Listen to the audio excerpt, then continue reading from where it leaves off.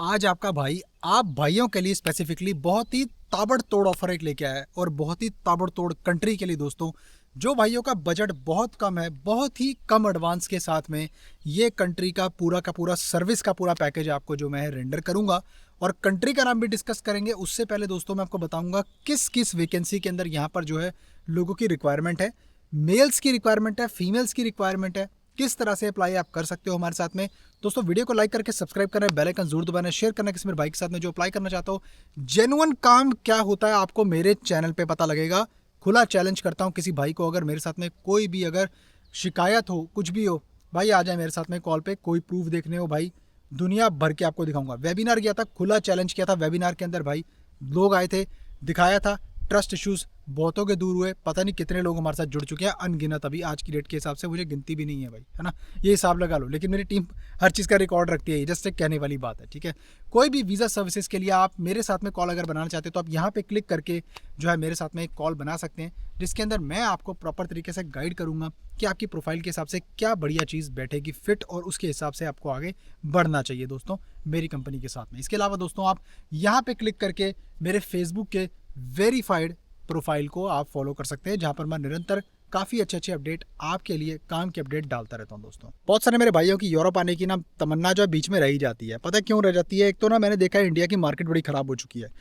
अब आपने देखा होगा, मेरे से आप सहमत भी होंगे इस चीज़ को लेकर, कि बहुत सारे जो एजेंट है ना वो पे आफ्टर वीज़ा स्कैम के नाम पर ना लोगों को ठगते हैं।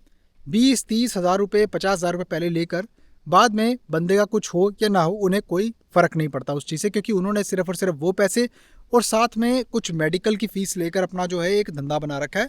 और मैं देखो गलत नहीं बोलूँगा दोस्तों, आप भी अच्छे से जानते हो कि वो धंधा कैसे चलता है, पूरा सिस्टम उसके साथ में रला मिला होता है, ठीक है। तो खैर मैं उसकी बात नहीं कर रहा हूँ, मैं बात कर रहा हूँ अपनी सर्विसेज की, जो आज मैं आपके लिए लेके आया हूँ दोस्तों। देखो सबसे पहली बात आपको समझने की ये ज़रूरी है कि इस कंट्री के लिए अप्लाई करने के लिए दोस्तों आपके पास में कम से कम जो है आपका क्रिमिनल रिकॉर्ड इंडिया के अंदर नहीं होना चाहिए। कई भाई मुझे कॉल करते हैं और बोलते हैं भाई मेरी पीसीसी नहीं बनेगी। तो पीसीसी की दिक्कत अगर आएगी तो भाई आप इस कंट्री में अप्लाई नहीं कर सकते दोस्तों। इसके अलावा दूसरी इंपॉर्टेंट चीज़ ये है कि हमें यहाँ पे रिक्वायरमेंट है कंस्ट्रक्शन वर्कर्स की। देखो इसके अंदर मेल्स अप्लाई करेंगे, फीमेल्स के लिए क्या रोल होगा? कंस्ट्रक्शन वर्क में फीमेल्स जो है हैवी काम नहीं कर सकती और ना ही एम्प्लॉयर ऐसा चाहते हैं दोस्तों। फीमेल्स के लिए एम्प्लॉयर ने जो है सीम स्ट्रेस का काम बताया है, जिसके अंदर जो है नॉर्मल टेलर्स की रिक्वायरमेंट होती है, जहाँ पर जो एक पूरा एक गोदाम होता है जिसके अंदर जो है कपड़े की बुनाई का काम होता है, जहाँ पर कपड़ा बनता है, ठीक है। बड़ी बड़ी ब्रांड्स के लिए like H&M, Pull and Bear etcetera, ठीक है। तो इन तरह की ब्रांड्स के जो बड़ा बड़ा गोदाम होता है ना, वहाँ पर जो कपड़ा बनाया जाता है, उसके लिए फीमेल्स की वहाँ पर रिक्वायरमेंट है। जिस मेरी बहन को कोई एक्सपीरियंस हो ना टेलरिंग लाइन के अंदर तो काफ़ी अच्छा हो जाएगा, नहीं है तो कोई दिक्कत की बात नहीं है, कोई प्रॉब्लम नहीं है इसके अंदर।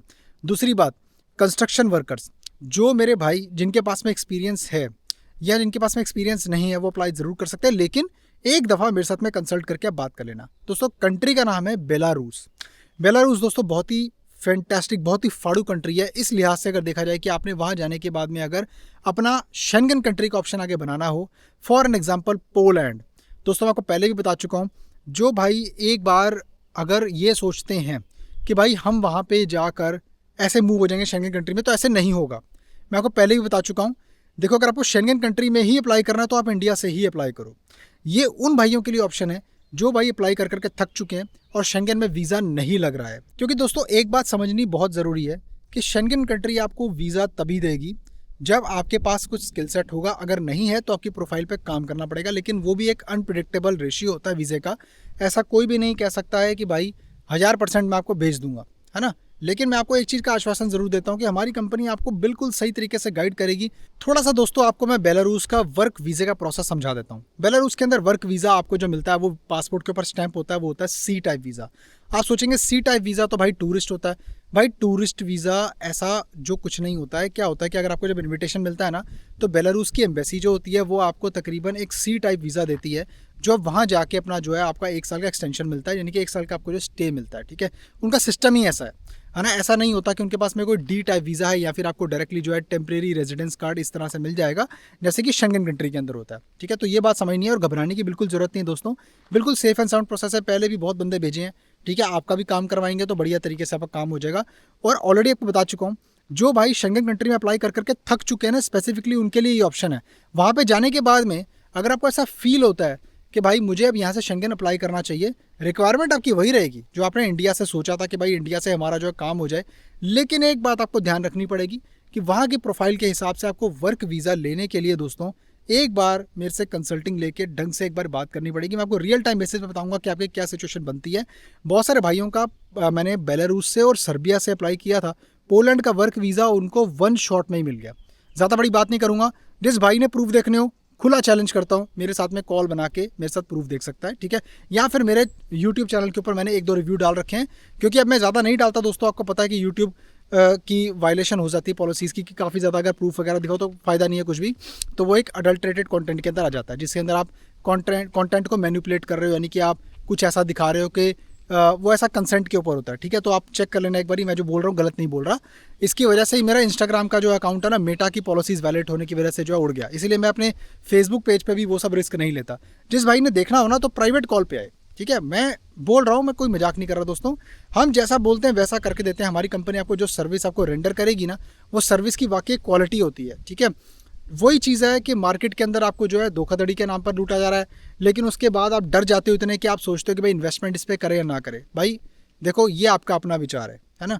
मैंने अपनी सर्विस जैसे रेंडर करनी है, सबको जैसे रेंडर करता हूँ वैसे ही मैं आपको करूँगा। आप में कोई भेद नहीं होगा, चाहे आप भाई नेपाल से हो चाहे आप इंडिया से हो, मुझे कोई फ़र्क नहीं पड़ता, मेरे लिए सब इक्वल है, ठीक है।